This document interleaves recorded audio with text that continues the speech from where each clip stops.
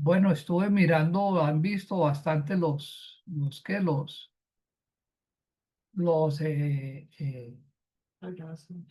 las grabaciones en YouTube. Muy bueno porque pues eso motiva y incentiva a que la palabra del Señor llegue a cada vez a más personas, ¿no? Bueno, el versículo para hoy, están viendo bueno, vamos a compartir primero que todo antes que nos olvide. Si no, no podemos arrancar. Ya lo pusimos a grabar. Vamos a compartir acá. Ok, listo. Bueno, el versículo para hoy eh, está, está dentro dame un segundo. Digo, Ricardo, ya estamos aquí. Bueno, ahora Ricardo que estaba tal vez conectándose. El versículo de hoy de la semana, dice que lo encontramos en la cita, a ver, Mateo 5:33, 34. Mateo 5, 33, 34. Sí, dice que también has oído ustedes que se dijo a los antepasados. Cuando se refiere aquí a antepasados, pensemos siempre en el Antiguo Testamento, ¿sí? Pensemos siempre en el Antiguo Testamento. Que se ha dicho que eh, no dejes de cumplir lo que hayas ofrecido al Señor bajo juramento. Pero yo les digo, simplemente, no juren por el cielo, porque es el trono de Dios. Quise traer este versículo de hoy porque muchas veces nosotros antes de conocer la palabra de Dios, por lo menos para mí era normal a veces jurar, ¿no? Y prometer, ¿sí? Y juraba uno, le juro por Dios que tal cosa. Y resulta que eso tiene mucha trascendencia. Es tanta la trascendencia que tiene que Jesús nos lo deja en la enseñanza del Sermón del Monte. Nos dice, no juren, simplemente no juren. Y cuando se refiere al antepasado, pues tendríamos que referirnos en números, lo encontramos en Éxodo, también encontramos que no se debe jurar, pero me gusta una cita porque jurar va ligado a una promesa, como a comprometerse o a prometer uno algo. Y en Eclesiastés, en el capítulo 5 recuerdan que Eclesiastés lo escribió el sabio Salomón, ya en su edad adulta. En el capítulo 5 en el versículo 4 dice, cuando hagas una promesa a Dios, no tardes en cumplirla, porque a Él no le agradan los necios. Cumple, cumple lo que prometes, pues vale más no prometer que prometer y no cumplir. Y mire que eso es lo que nos está diciendo nuestro Señor Jesucristo ya en el Nuevo Testamento. No juremos, no comprometamos. En el Antiguo Testamento hace más referencia a la promesa y a no jurar en el nombre de Dios, que es algo como muy equivalente a no comprometer, a no prometer, y es no prometer no solamente a Dios, sino es prometer a las personas también, porque recuerda que cuando nosotros hablamos, estamos hablando y Dios conoce todo lo que hay en nuestro corazón. Entonces, cuando yo le prometo algo a una persona o juro a una persona que lo va a cumplir algo, tengamos en cuenta que lo estamos haciendo ante el Señor. ¿Sí? Entonces, reflexionemos esta semana en esta cita. Yo les invito a que esta semana reflexionemos en esta cita que, que muchas veces, pues, la verdad no pasa desapercibida entre nosotros, ¿sí? Entonces, Básico. entonces, eh, recordémosla siempre, ¿sí? No es bueno, no se debe jurar ni se debe prometer. Bueno, pues, bueno, para hoy tenemos, continuamos con la serie del Sermón del Monte del Evangelio de Mateo, que es lo que estamos estudiando, y hay una serie de capítulos en el capítulo 5 una serie de versículos que trata sobre la justicia empezando sobre el asesinato. En el capítulo 5 del versículo 21 al 26 Jesús allá en el Sermón del Monte habla, tiene unas enseñanzas que tienen que ver con todo lo que es la justicia. qué es lo que vamos a ver en buena parte hoy, que es sobre los homicidios o los asesinatos, el adulterio, el divorcio, el juramento, que lo acabamos de ver, la venganza y sobre amar a los enemigos. Entonces traje unos tres sobre el tema de la justicia. Entonces, sobre el asesinato. Realmente la ley contra el asesinato es una de las leyes de los 10 mandamientos que conocemos. Eso lo encontramos en Éxodo 20:13, pero lo dice muy sencillamente, no matar, ¿cierto? No matar. Ya vamos a mirar eso. Y también Jesús prohíbe mire lo que realmente en el fondo nos está enseñando Mateo de palabras de Jesús. Es en el fondo lo que dice, no abriguemos en nuestro corazón, es decir, no, que no nazca en nuestro corazón el enojo, porque ese enojo puede conducir al acto del asesinato, ¿sí? Y vemos a veces en noticias que una persona en medio de su ira, en medio de su rabia o como se le llame, termina asesinando a una persona, a una esposa, a un esposo, a un hijo, a una hija, a un vecino, etcétera, etcétera. Entonces, eso sale del corazón, entonces eso va más allá del mandamiento que está en Éxodo, en Deuteronomio, sobre no matar, ¿sí? Entonces, en el homicidio, Jesús, desde el capítulo 5, en 21 y 26, dice que ustedes han oído de sus antepasados que dijeron que no maten. Repito, cuando habla de antepasado, estamos hablando del Antiguo Testamento, de la ley levítica, que está en Levítico y en Deuteronomio. Recuerden que en Levítico hay 613 leyes, 613. Entonces, allá una de esas dice que no se mate, ¿cierto?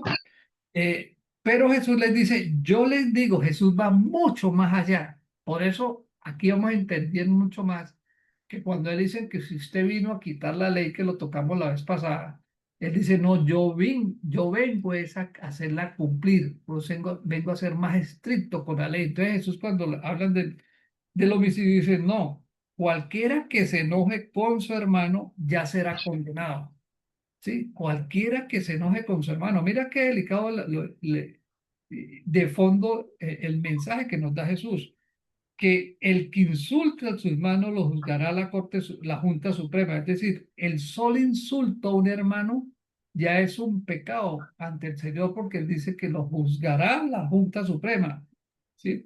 Y que el que injurie gravemente a su hermano será también merecedor del fuego eterno. Y vamos a ver en varias de las citas de hoy de la justicia que Mateo menciona en varias ocasiones las palabras de Jesús de fuego del infierno, o también lo llama, bueno, ya ahorita les digo el otro término que él utiliza, pero entonces el asesinato va mucho más allá del acto en sí de matar, sino viene del acto del enojo en nuestro corazón, como ya lo mencioné. Así que si al llevar la ofrenda, dice Mateo, sigue escribiendo en el versículo 23, que al llevar la ofrenda, llámese ofrenda, limosna, diezmo, como sea, al altar, acuérdate de tu hermano que tiene algo contra ti, ¿sí? Entonces deja tu ofrenda allí mismo delante del altar y ve primero a ponerse en paz con tu hermano. Entonces podrás volver al altar y presentar tu ofrenda. Es decir, para nuestro Señor Jesucristo, en esta enseñanza lo que nos está diciendo es, para mí es más importante que tú estés en paz, en amor, en unión fraternal con tu hermano, que me traiga una ofrenda a mi altar. Eso es lo que, y recuerde que esto se le está diciendo a todos los judíos, ¿no? Recuerde que siempre se le está diciendo a todos los judíos y a todos los fariseos. Entonces, ese mensaje que Jesús les está dando allí, yo me imagino que les llegaba a los fariseos como una espada que les llega al corazón, porque vamos a ver ahorita qué es lo que vamos a hablar de las limosnas, ¿sí?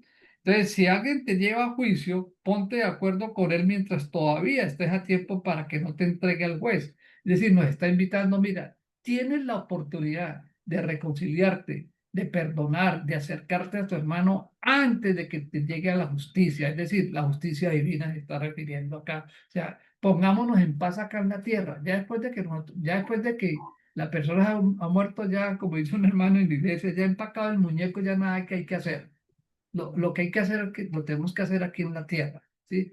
Perdonar al hermano, reconciliarnos, etcétera, etcétera. Y finalmente dice, te aseguro que no saldrás de allí hasta que pagues el último. No, es decir, hasta que nosotros no estemos en paz con nuestro hermano, hermano no es de carne solamente, sino hermano, hermano en Cristo, no podemos ir al altar. Ir al altar es entregarle la vida al Señor. Es, o sea, de nada sirven nuestras oraciones, nuestros diezmos, nuestros ayunos, nuestros, entre comillas, sacrificios, todo aquello que le entreguemos al Señor de corazón, si en nuestro corazón hay odio, hay resentimiento, hay enojo hacia una persona. Eso es lo que en sí lo del asesinato que estamos diciendo. Lo segundo es ahora sobre el adulterio. Y fue uno de los temas que quise seleccionar porque obviamente hay mucha teología, pero también hay mucha orientación y también hay que reconocerlo, no hay buena información también a veces sobre lo que es el adulterio. Entonces, en el capítulo 5 más enseguida, a partir del 27 en adelante, Manuel, pues, disculpe un segundito. Hay alguien que ¿sí? dice que se oye entrecortado. ¿Cómo? ¿Se Alguien oye dice que entrecortado? se oye entrecortado. ¿Se te oye mucho entrecortado? No, Dice en el alguien, chat. Está escrito en el chat. Karina Castro dice buenas noches, Dios les bendiga. Escuchó muy entrecortado. Es Karina. Ah, Karina, ¿será tu ubicación de pronto? ¿Los demás cómo escuchan? Yo escucho muy bien. ¿Está bien? ¿Bien? Bien, yo estoy oyendo bien. ¿Sí? Karina, de Yo- pronto si tienes la cámara encendida, apágala para que te llegue mejor señal. ¿Sí? Bueno, entonces, sobre el adulterio dice que la ley contra el adulterio, pues también encontramos en los 10 mandamientos, en eso 14, y dice, no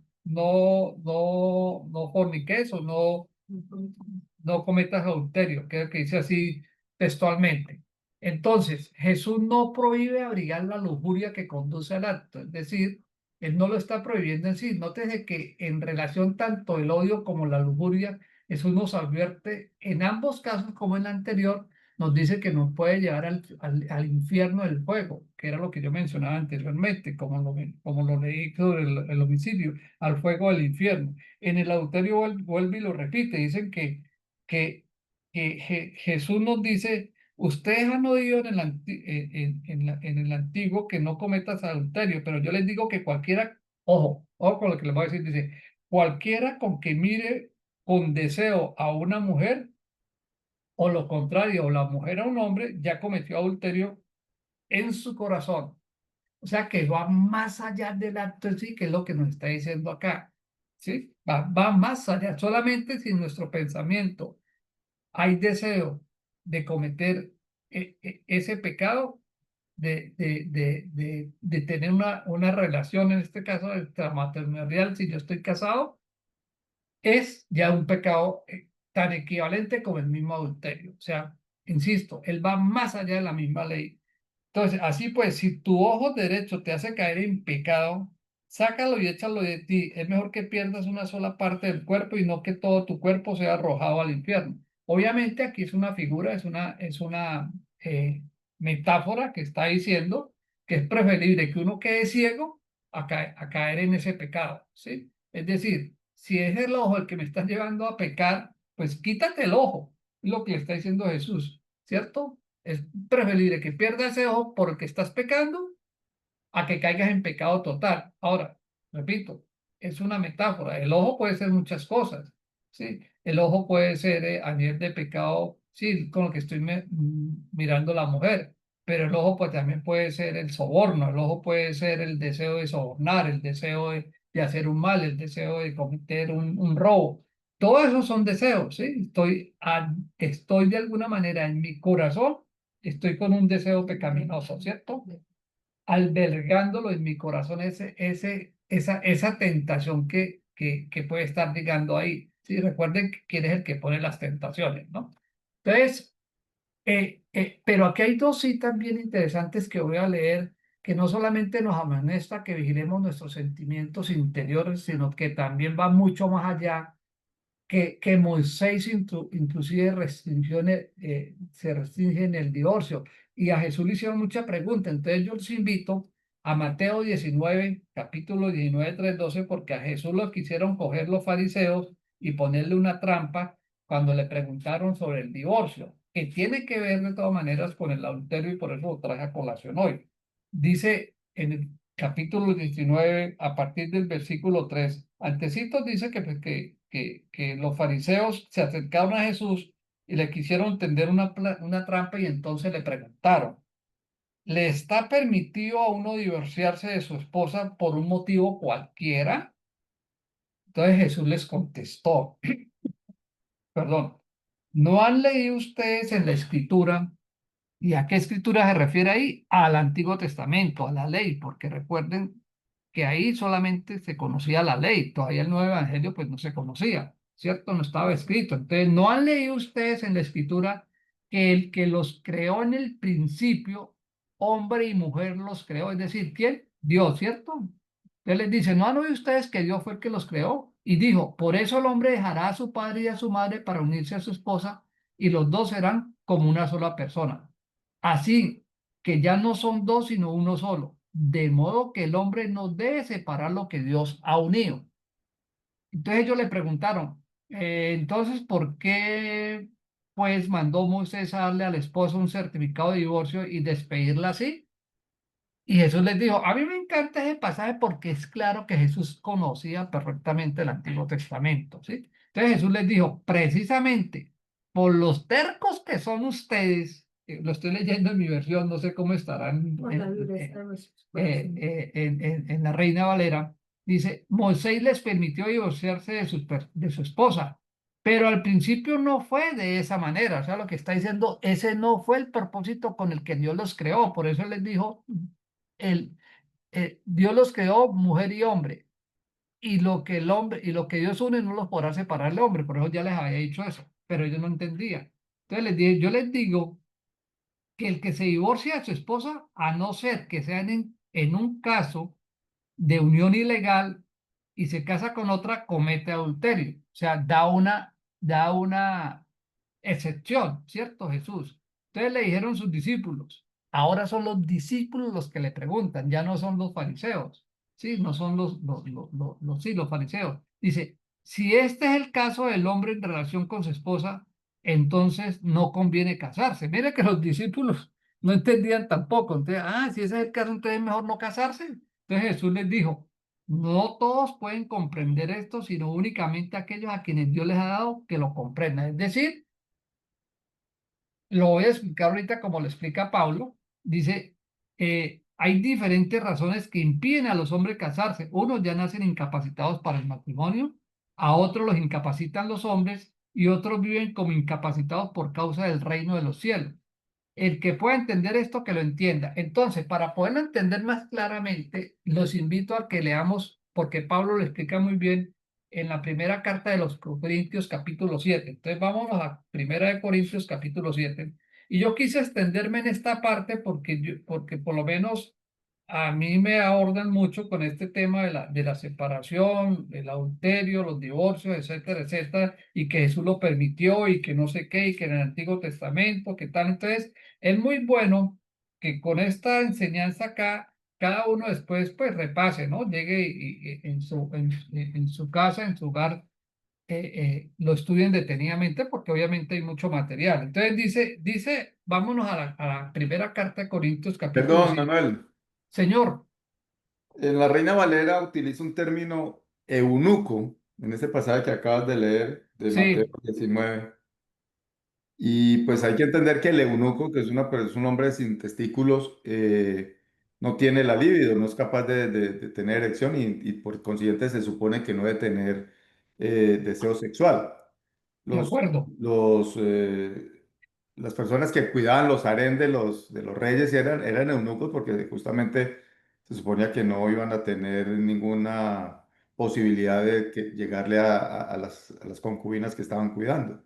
De acuerdo. Y son las excepciones que está mencionando Jesús ahí, ¿cierto, Ricardo? Esos casos que tú mencionas. Me llama la atención de que no utiliza, o sea, es el mismo pasaje, pero no utiliza la palabra eunuco. Sí, en Entonces esta él les versión decía, literal. no todos son capaces de recibir esto, sino aquellos a quienes es dado, el 12. Pues Sí, hay eunucos que nacieron así del vientre de su madre y hay eunucos que son hechos eunucos por los hombres. Por los hombres, de Y acuerdo. hay eunucos que asimismo se hicieron eunucos por causa del reino de los cielos. O sea, estaba diciendo, yo puedo ser una persona que desde el vientre de mi madre no tengo ese deseo. Puede ser causado porque pues habían algunas personas que castraban a eunucos justamente para Sí, que cuidaran sus harem. Y el o que dice por seguir por a Dios, voluntad propia. exacto, por voluntad propia, pero siguiendo a Dios, que no Sí. quiere pues esa tentación. De acuerdo. Sí, varía tu aclaración. Álvaro Lucía me la estaba haciendo también porque ya tiene aquí Reina Valera. Es muy válida, sí. Es equivalente el término ahí eunuco al hombre. Válido. Listo. Entonces vamos a los consejos que da Pablo en la carta a los Corintios. Dice, ahora paso a contestar. A Pablo está dando una serie de, digamos que en el contexto, en Corintios, pues es una población muy grande para la época. Estamos hablando de una ciudad de alrededor de 600, 800 mil habitantes, totalmente de alto comercio, porque es un puerto en la región de Turquía hoy en día, ¿cierto? Y es un puerto de mucha, o sea, muy clave para la época. Y Pablo funda una de las primeras iglesias en sus primeros viajes misioneros allí, pero contra viento y marea, pues había una religiosidad, pero una también, allí estaba la diosa Artemisa, creo que era la diosa, había cultos allí todo. Y entonces, tristemente, después va empezando esa iglesia a deteriorarse y él les manda esta carta, les escribe esta carta porque él la había dejado sembrada y todo, y después la iglesia empieza a perderse, la iglesia cristiana un poco. Entonces hay una serie de cosas, ese es un contexto muy rápido sobre el tema de Corintios, sobre la carta de los Corintios. Dice, ahora paso a contestar las preguntas que ustedes me hicieron en su carta, o sea, los de Corintio le han escrito sobre, supuestamente sobre el tema de los casados. Dice, sería preferirse no casarse, ojo, pero por el peligro de la prostitución, cada uno debe tener su propia esposa y cada mujer su propio esposo.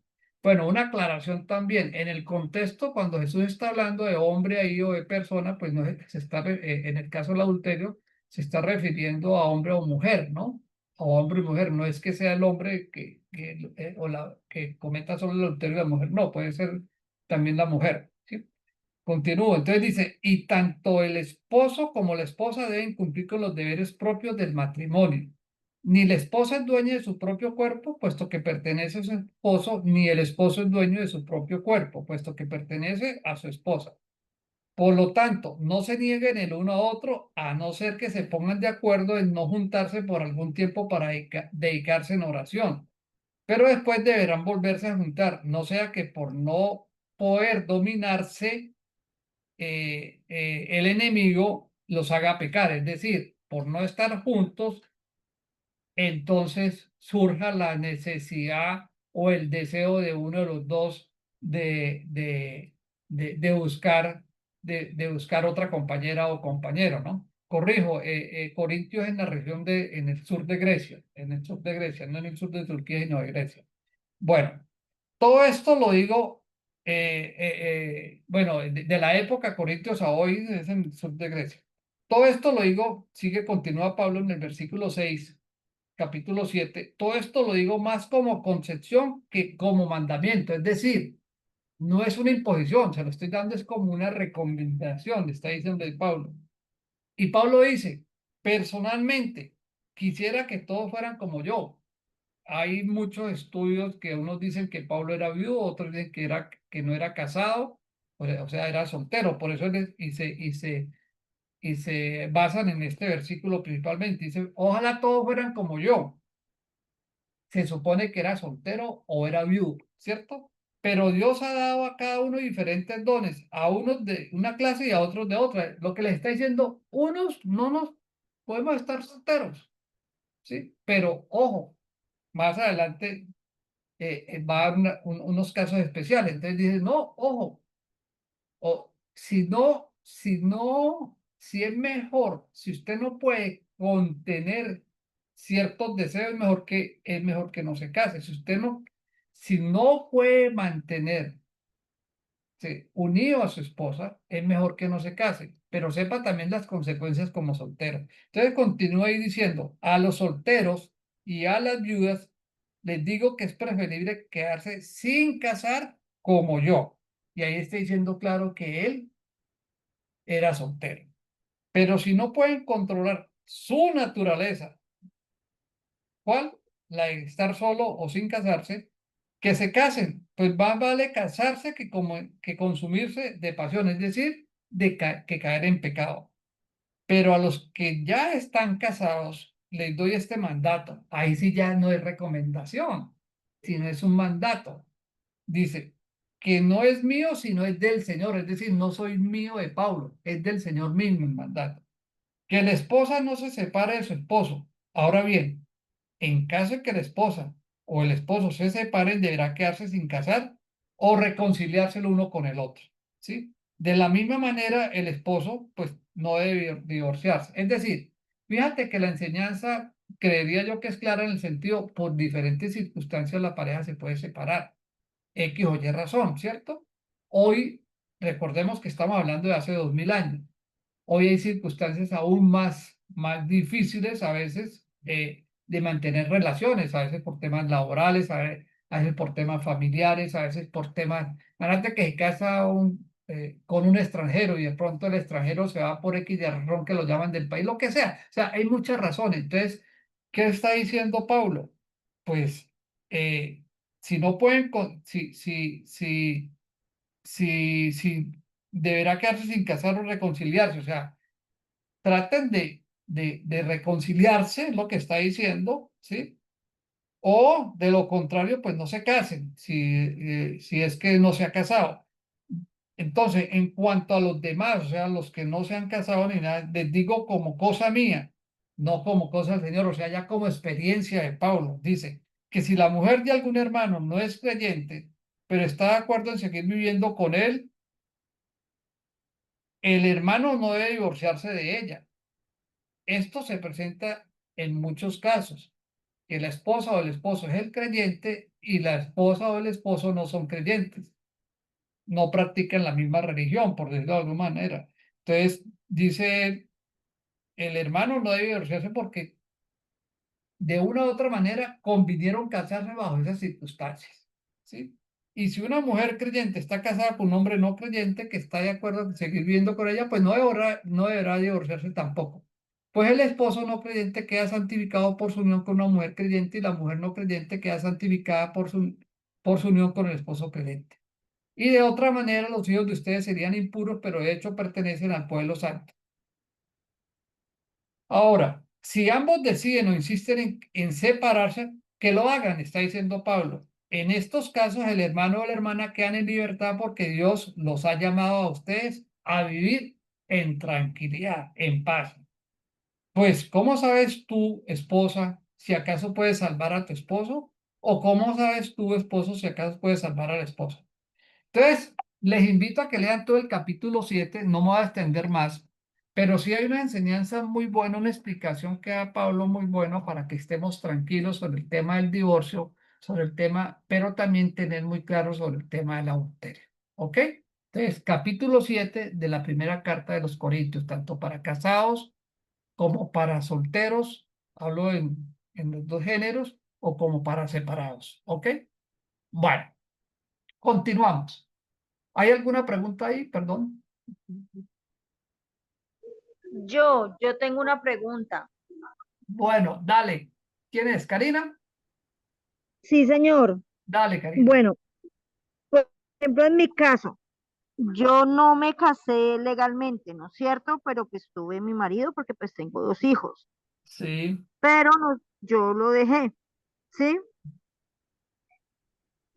Eh, para la mujer también aplica que si yo en mi sentir no quiero volver a tener una pareja, yo puedo vivir sola sin ninguna. Sin ninguna qué, perdón, Karina. Sin condena, o pues porque, pues me explico, porque todo el mundo, no, es que tienes que conseguir, que Dios siempre.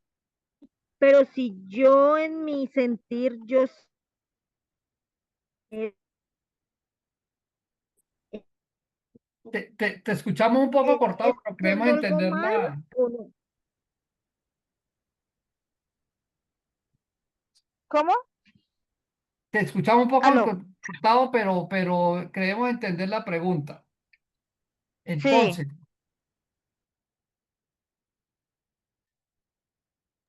Ajá. no, mira, no hay ni, primero que todo, Karina, no hay ninguna condenación. Independiente que tú te hayas casado antes, conociendo o no conociendo al Señor, parto de que no conocías del Señor, no sé si ya conocías del Señor, independiente de las dos razones, repito y hago claridad en eso de que hubiera estado conociendo o no conociendo al Señor, te casaste y después te separaste, tienes dos hijos, no, no se casó, perdón, no te casaste, eso no significa que hoy estás en condenación, ¿sí? Por- Porque tú, cuando llegaste a la vida del Señor, ¿qué fue lo primero que hiciste? Y te arrepentiste de todos tus pecados. Eso lo estudiamos, creo que fue hace dos clases, ¿sí? Y cuando nosotros le entregamos de nuevo la vida al Señor, todo, mire, Dios en su infinito amor y en su infinita misericordia y por gracia nos perdona todo. Todo es todo, ¿sí? Y todo pasado, como dice la canción por ahí, todo pasado, pasado quedó, ¿sí? Por eso Pablo también lo explica claramente, nuevas criaturas somos en Cristo.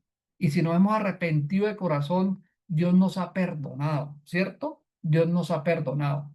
Entonces, primero que todo, para nada que estás en condenación, clarísimo.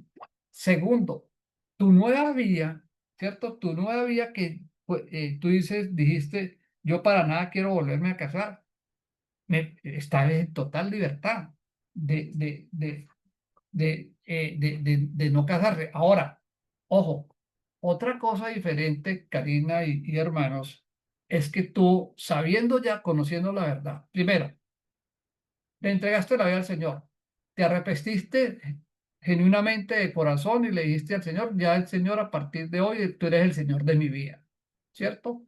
Y tercero, reconoce que Jesús es nuestro Salvador, que va a venir por nosotros, murió por nosotros, etcétera, etcétera, ¿cierto? Ya todo eso lo sabes y lo estás haciendo, pero resulta que te enamoraste otra vez y te vas a vivir otra vez, ahí sí ya estás en pecado, ¿sí? ¿Por qué? Porque ya tú conoces la verdad, ya tú te arrepentiste, ¿sí? ¿Y qué dice y qué está diciendo Pablo? Si te separaste, pues estás separada, pero si te vas a vivir con una persona, no es a vivir, es a casarse con otra, a casarse porque por alguna razón te separaste, Pablo lo dijo ahí lo leímos, ¿sí? Alguna razón no pudieron vivir, pero ahora en tu nueva vida vas a hacer una nueva vida, una nueva criatura, pues una vez formas tu nuevo hogar y no tiene ningún, y está bien, ¿sí? ¿Queda claro, Karina? Bueno, bueno, seguimos.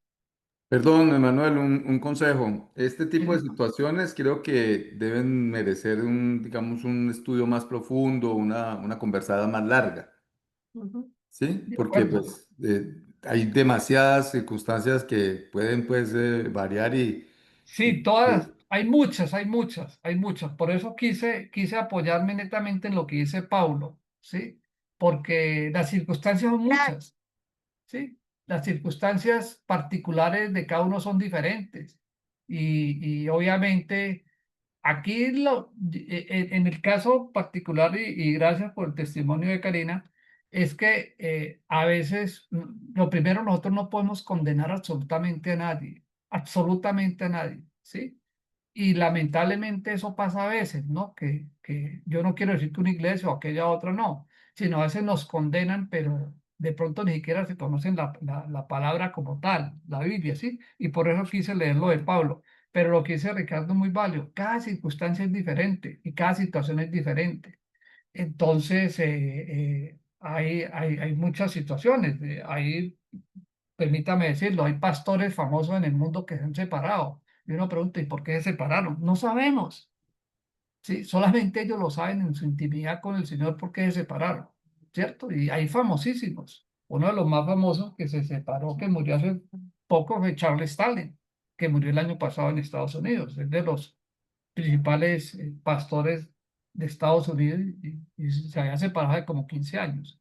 Entonces, el tema es, a veces somos apresurados en condenar a las personas. Vea, yo te voy a dar una anécdota. Yo pues cuando estaba en la iglesia presencial, porque ahora pues en la Victoria tengo que hacerlo casi que virtual, teníamos un grupo y yo estaba dictando una clase, justamente esta del matrimonio y el divorcio, a personas nuevas. Entonces estoy diciendo esto, pues, ¿qué tal? Entonces me levanta la mano uno de los estudiantes, que por cierto era de los más extrovertidos y hablaba duro y era líder. Entonces me dice, venga, y si yo era casado y me volví a casar en México, entonces, ¿qué? Y pues como acabas de decir, apresuradamente le dije, usted está en condenación. ¿Cómo se le ocurre que no se caga, que no se para? Y se prende a alegarme. Y yo, pues, si eso está diciendo. Cuando me va diciendo, es que me casé con la misma. Y él, mi hermano, pues, eso me lo hubiera dicho desde el principio. Se volvió a casar en México, seguramente por papeles, por alguna razón, pero fue con la misma persona que ya estaba casada. ¿Sí? Entonces, pues, hice el comentario justamente por esta anécdota de que cada circunstancia pues es muy particular y así tan rápido y tan, digamos, a la ligera, pues no es sabio ponerse a dar consejos, a decir en qué situación se encuentra la persona. De acuerdo. Sí. No, inclusive a Jesús le preguntan, recuerde, por ahí en Mateo lo tengo, lo estoy estudiando, no sé si lo toque hoy, no recuerdo ya, pero que le hacen la pregunta para que él, si él se casó con el primero, quedó viuda, se casó con el segundo, quedó viuda, que el tercero, hasta el séptimo, entonces cuando vaya los seduceos es la que le están haciendo la pregunta a Jesús. Entonces los seduceos no creían en la resurrección. Entonces dice, entonces cuando resucite la persona, oigan ¿te recuerdas la cita? La pregunta que le hacen a Jesús, De quién es esposa? Sí. ¿de quién es esposo? ¿El primero o el último? Y Jesús les pega una vaciada con el Antiguo Testamento espectacular. ¿Sí? Entonces, a veces las respuestas de Jesús, obviamente Él es Dios y es de mucha sabiduría, ¿no? Nosotros a veces nos podemos quedar cortos o podemos exagerar en nuestras recomendaciones porque pues son casos muy, de todo, hay muy diferentes, pero muy buena tu recomendación, Ricardo. Gracias, Karina, por tu testimonio y por permitirnos pues compartir con tranquilidad estos temas, ¿no? Bueno, sigamos pues. Sobre la justicia, seguimos sobre la justicia. Entonces, solamente hemos hablado dos temas de la justicia. El tercero ahora es la venganza. Este me encanta mucho, porque está en el capítulo 5, el del 38, siguiendo ahí sobre los temas de la justicia, en el capítulo 38, versículo 38 sobre la venganza, del 38 al 42. Entonces, la legislación del ojo por ojo que viene desde la ley, o sea, inclusive pues, desde el Antiguo Testamento, era la parte de la parte civil de la ley, digamos, para la parte humana, por decirlo de alguna manera, y era administrada por los jueces de ese entonces, en el Antiguo Testamento. Eso lo encontramos en Éxodo ahí está la cita, 21 y 25. Entonces, aquí cuando Jesús está hablando del Sermón del Monte sobre la venganza, dice que aquí Jesús no legisla para la corte de justicia, es decir, para el hombre, para la justicia humana, ¿sí? El gobierno, el gobierno civil ordenado por Dios, ese civil entre comillas, para defender de elementos criminales a la sociedad humana, es decir, en la ley del Antiguo Testamento, lo del hombre ojo por ojo era para la ley civil, pero acá lo que está ordenando, lo que está enseñando Jesús es para la ley, llamémosla espiritual, ¿sí? Y en cuanto más severa sea la justicia de las cortes, o sea, la parte humana, tanto mejor será para la sociedad. Es lo que está explicando Jesús en la cita del 38 al 42. Pero Jesús enseña con principios conforme a los cuales los principios, digamos, del hombre, como de cómo deben tratarse los individuos. Entonces yo voy a leer rápidamente ahí del 38 al 42, porque dice que ustedes han oído que ojo por ojo y diente por diente. ¿De dónde lo han oído? Pues del Antiguo Testamento, ¿cierto? Pero yo les digo, no resistas al que te haga algún mal, por el contrario. Si alguien te pega en la mejilla, pues ponga la otra, ¿cierto? Si alguien te demanda y te quiere quitar la camisa, deje que se lleve la camisa. Pero si te obligan a llevar una milla, cargar una milla, pues llévala dos. A cualquiera que le pida algo, dáselo y no te vuelvas la espada al que te pida prestado. Pero entonces, Pablo en Romanos, vámonos a Romanos capítulo 13, está hablando de esa autoridad y por eso lo quise traer a colación, así como trajimos lo del divorcio.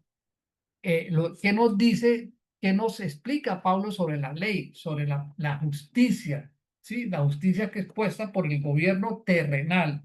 Entonces, en el capítulo 13, perdón, de Romanos, en sus Biblias, por favor, en el capítulo 13 en Romanos, dice Romanos 13, ya lo tienen ahí, voy a leerlo, dice, todos deben someterse a las personas que ejercen autoridad. Óigalo bien, todos, hayamos o no hayamos votado por uno o por otro. Aquí todos, dice, porque no hay autoridad que no venga de Dios. Recuerden que a través de los estudios siempre he dicho, oremos por las autoridades que todas son puestas por Dios, ¿sí? Y las que existen fueron puestas por Él. Mire, qué bueno sería que nos aprendiéramos, no tanto el versículo de memoria como tal, pero sí dónde está la cita. Romanos 13, 1, versículo 1. Todas las autoridades son puestas por Dios. Que no se nos quepa esa duda, ¿sí?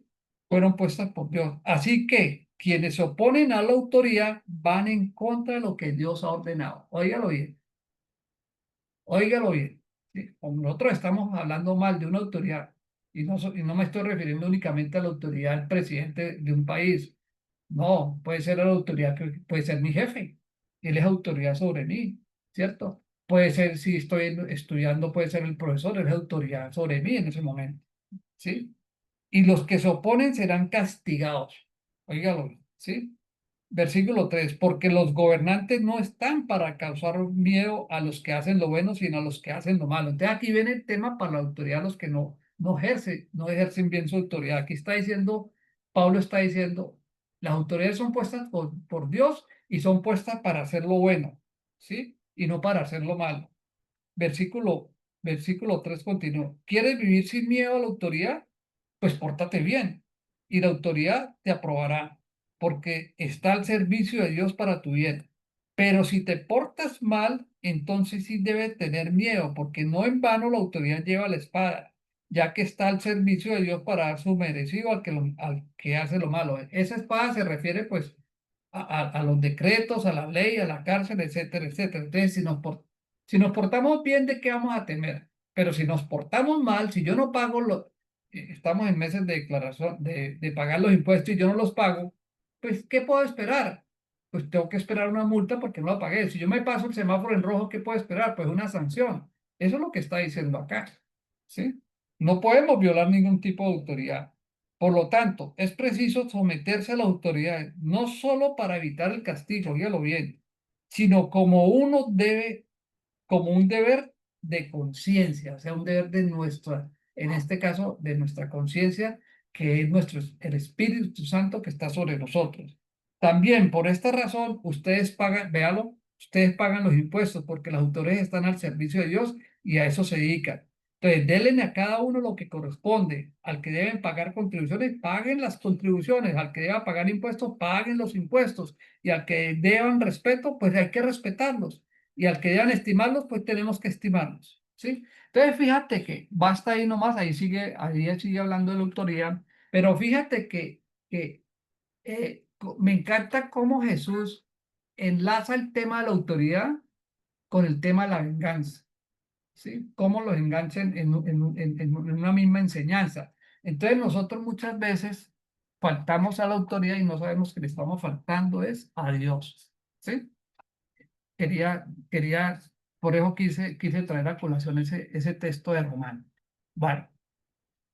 Y el otro de justicia para terminar, se nos fue el tiempo, estuvo muy bueno, se nos fue el tiempo. Sobre el amor a los enemigos, ay, ay, ay, ¿sí? Ay, ay, ay. Capítulo 5 del 43 al 48. Dice, aborrecerás a tu amigo, a tu enemigo, versículo 43, ¿cierto?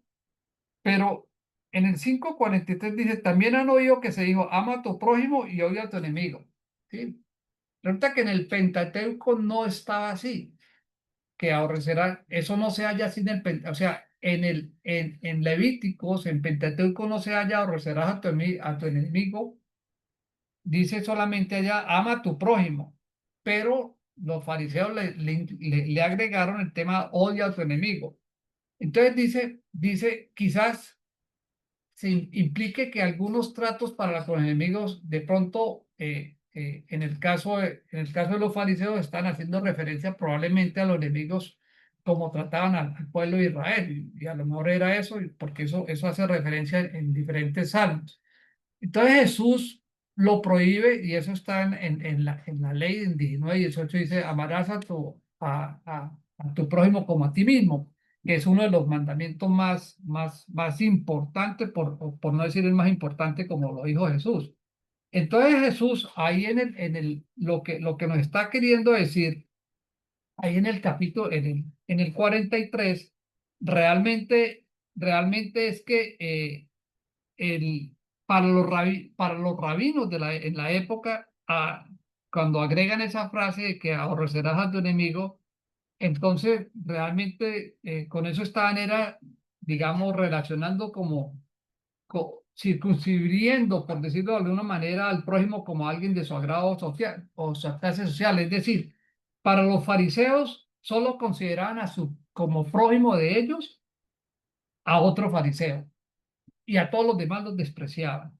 Despreciaban a los gentiles, a los publicanos, a los samaritanos. Para ellos solamente eran de sus mismos fariseos, los que eran fariseos, eran sus amigos. Los demás a todos los despreciaban.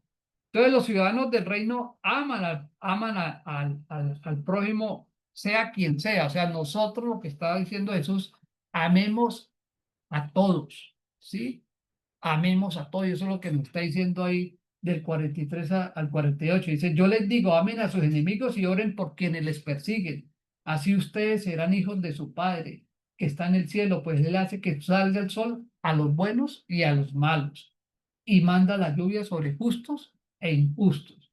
Porque si ustedes aman solamente a quienes los aman, ¿qué sacamos con eso? O sea, ¿qué premio vamos a recibir porque amamos a nuestros amigos, a nuestros hijos, a nuestras hijas, pero al que nos cae mal, al contrario, lo que hacemos es hablar mal de él, maldecirlo, o sea, hablar mal de la persona, etcétera, etcétera. Entonces dice, hasta los que, dice Jesús, eh, ¿qué premio vamos a recibir? Hasta los que cobran impuestos para Roma, que eran quienes, los que cobran impuestos para Roma, ¿sí? Eran los que, dice, hasta ellos aman a los amigos, está diciéndole ahí. ¿Qué hacen? ¿Sí? ¿Qué hacen ellos? ¿Sí? Y si saludan solamente a sus hermanos, ¿qué hacen de extraordinario? Hasta los paganos también hacen eso. Sean ustedes perfectos como su Padre que está en los cielos. Aquí la gran enseñanza que nos da Jesús es cuando nosotros no nos comportamos así ante la comunidad, ¿qué testimonio estamos diciendo de que yo soy cristiano? De que Cristo vive en mí, de que realmente en mí está el amor de Cristo que Él nos ha dado a nosotros para que se lo demos al prójimo. O sea, cuando yo hago lo contrario, yo estoy hablando mal de Cristo, ¿sí? Y esa es la invitación que aquí Él nos está diciendo cuando amemos a los enemigos. ¿Sí? Por eso cuando Jesús le dice allá que le pregunta al Señor, ¿qué hago para entrar a los reinos de los cielos?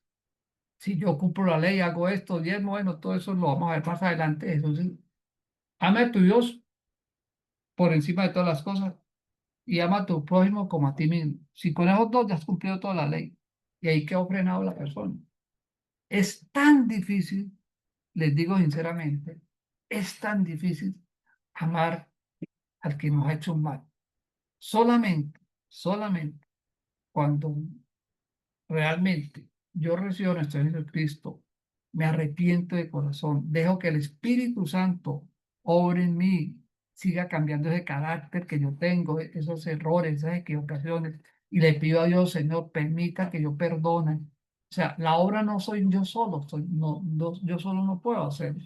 Yo tengo que permitir que el Espíritu Santo fluya y deje yo orar para poder cumplir el deseo que Jesús quiere en cada uno de nosotros. De resto, va a ser muy difícil, va a ser muy difícil. Y eso es un proceso, eso no se logra de un día para otro, ¿sí? Eso es un proceso y cada uno siempre en su intimidad con el Señor, en sus oraciones, en nuestras oraciones, Señor, mira, yo te pido, Padre, guíame, ayúdame, Señor, pon gracia en mí, Señor, quita cualquier odio que haya en mí hacia esta, hacia aquella persona. Señor, no soy capaz. A mí me han llegado personas que me dicen, Manolo, ¿yo qué hago? Es que no la puedo ver. Yo le digo, no, pues, si tú la miras con tus ojos, pues nunca la vas a poder ver. Tienes que mirarlas con los ojos de Cristo, ¿sí? De resto no se puede. De resto no se puede. Dejamos ahí, nos queda el tema preparado para la próxima semana. Vamos a ver las próximas semanas, si el Señor así lo permite.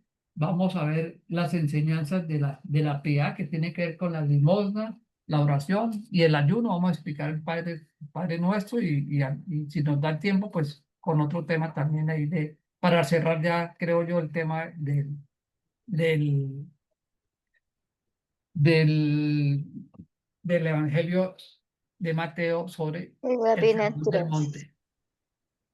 Perdón, Bueno, Manuel, cuéntemelo. eh, acerca de perdonar a los enemigos.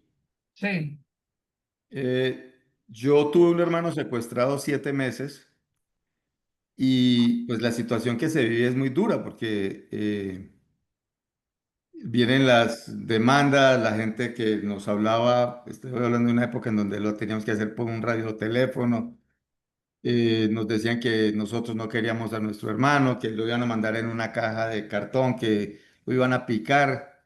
Bueno, una cosa muy dura, la verdad, un proceso muy, muy complejo. Y por esa época nosotros llegamos a los pies de Cristo. Y yo creo que para mí una gran prueba fue perdonar a los secuestradores de mi hermano. Y creo que lo hice de corazón, teniendo todas las razones y todos los motivos para pues, no darles ese perdón. Y sí se puede. O sea, suena muy duro, es a veces difícil, pero si Dios lo mete a uno en este cuento y uno tiene a Jesús en su corazón, eso se puede lograr. amén, Ricardo, muchas gracias. Sí, yo creo que uno conoce, yo he conocido algunas situaciones como la que tú comentas y algunas mucho más graves también, de testimonios donde realmente solo a través de Jesús podemos lograr esa transformación en nuestros corazones para llegar a perdonar a alguien que ha sido capaz de matarle a un hermano, a los padres, a un hijo, ¿sí? Solamente, o sea, y por eso cuando la cita de que esa paz que sobrepasa el entendimiento que nadie puede entender, eso solamente lo puede entender la persona, es eso. Sí. Eh, pero eh, lo bonito cuando nosotros entendemos, y personalmente me pasó a mí, y en alguna vez lo hablamos con mi esposa hace muchos años, cuando realmente entendemos el sacrificio que hizo nuestro Padre Celestial, cuando envía a su Hijo a morir en la cruz, cuando uno entiende todo lo que Él pasó para el momento de la muerte, tan duro que Él en Getsemaní dice, Padre, si es preciso, aparta de mí esta copa, pero Señor, cumpla tu voluntad. O sea, Jesús sabía, porque obviamente Él es Dios, Él sabía lo que iba a pasar, pero Él sabía también humanamente como hombre a lo que se iba a exponer horas más adelante. Entonces, cuando nosotros entendemos el dolor físico, porque aquí estoy hablando de un dolor físico que Jesús padeció, pero que lo entendemos que los padeció fue por usted y por mí, eso me lleva a mí a entender lo que es el verdadero perdón y la gracia de Dios. ¿Sí? Porque nadie más, solamente Él lo pudo hacer por nosotros.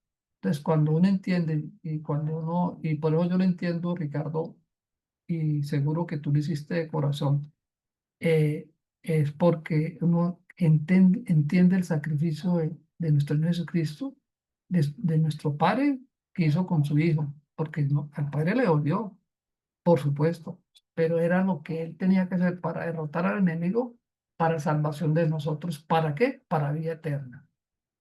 ¿Qué es lo que tenemos que hacer nosotros, hermanos? Dejarnos guiar por el Espíritu Santo, dejarnos transformar, ¿sí? Porque esto es un proceso.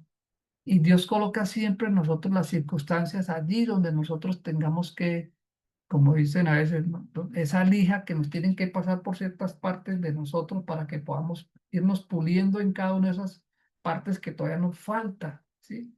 Y ir cambiando en nosotros, dejarnos moldear como lo dice Él en su palabra, ¿sí? Como vaso frágil, ¿sí? Y solamente a través del estudio de la palabra, a través de la oración, podemos dejar que el Espíritu Santo siga orando en nosotros. ¿Ok? Bueno, familia, vamos a terminar como siempre orando. Muchas gracias a todos. Eh, Vean el estudio, las citas, repásenlas. Hay mucho. Ustedes saben que este es un estudio muy rápido. Hay mucho material, mucho de qué hablar, pero pues poco a poco vamos avanzando, que es lo importante también. Y que nuestra fe, nuestro conocimiento del Señor, pues cada día, ¿no?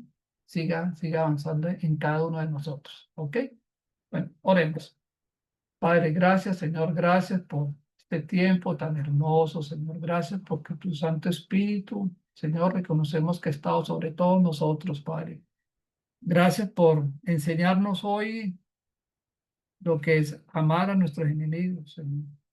Gracias porque cada una de tus enseñanzas que has dejado hace 2000 años a través de tu palabra, hoy podemos nosotros reconocer que solo por gracia, por tu infinito amor, Señor, estamos aquí. No es por nada más, Padre. Padre, te pedimos hoy, Señor, que allí donde todavía tenemos nosotros áreas, comportamientos, situaciones que debemos, Padre, cambiar, mejorar. Ayúdanos, Señor. Sabemos que solos no podemos. Es imposible para nosotros. Pero contamos con tu Espíritu Santo para que nos redarguya, nos anima, nos dé sabiduría, nos dé conocimiento, Padre, para poder esas áreas que aún hoy, Señor, parecen intocables para nosotros, solamente tú puedes hacerlo, Señor. Hoy lo reconocemos y abrimos nuestro corazón para que entres allí en cada una de esas áreas, Señor, y nos ayudes, Señor. Sabemos que tú nos diste y nos has dejado libre albedrío a tomar nuestras propias decisiones, Padre. Pero si es preciso, Señor, toca nuestra voluntad para que podamos aceptar tu voluntad y no la nuestra, Señor. Porque reconocemos y sabemos que tu voluntad es buena, agradable y perfecta, Señor. Y reconocemos hoy que cometemos pecados, cometemos equivocaciones, pero reconocemos, Padre, que tú eres un Dios de amor, un Dios misericordioso, Señor. Y tú dices que si nos humillamos ante ti, tú eres fiel y justo, Señor, para perdonarnos y limpiarnos de toda maldad. Padre, ponemos en tus manos también todas las autoridades que reconocemos una vez más que todas han sido puestas por ti, Señor. Oramos por cada uno de ellas, las que están en inminencia, Padre, en donde quiera que ellos estén en posiciones de liderazgo, en nuestras empresas, en nuestros hogares, en nuestro país, en nuestra ciudad, Señor. Oramos por cada uno de ellos, Padre, para que quienes no te conocen, hayan personas que le puedan compartir tu palabra, llegar a ellos. Y allí donde nosotros estemos, que seamos realmente de testimonio para que vean que Cristo vive en nosotros, para que reflejemos que Cristo es el que está en nosotros, que no somos el viejo hombre que antes era, sino que somos nuevas criaturas, como tú lo dices en tu palabra, Señor. Padre, ponemos en tus manos cada necesidad, cada petición que hay en mis hermanos que estamos aquí hoy congregados y quienes verán posteriormente Este video, Señor, los ponemos en tus manos, Señor. Hay necesidades de trabajo, Señor. Hay necesidades económicas también. Situaciones de salud, situaciones de negocios, situaciones familiares. Yo te oro por el procedimiento que le van a hacer a mi hermana Clara en Cúcuta el día miércoles desde ya. La pongo en tus manos, un médico, el tratamiento, todo aquello, Señor. Que tú le guardes, que tú le cuides, que su recuperación sea pronta y llevadera, Señor. Te lo pedimos y te lo rogamos, Padre. Nuestros procesos que tú conoces también los ponemos en tus manos, sí, Señor. Nuestros proyectos, nuestros estudios, nuestros hijos, nuestras hijas, Señor, en un mundo tan convulsionado, tan difícil, Señor, tan llenos de situaciones que no son agradables a ti, Señor, las ponemos en tus manos también para que las alejes de toda mal y de toda tentación, Señor. Te lo pedimos a ti, Señor. Quédate con nosotros esta noche, Padre, y te rogamos que nos podamos encontrar nuevamente la próxima semana para seguir hablando de tu palabra, Señor. En el nombre de Jesús. Amén y amén. Bueno, muy buenas noches a todos. Gracias. Que el Señor les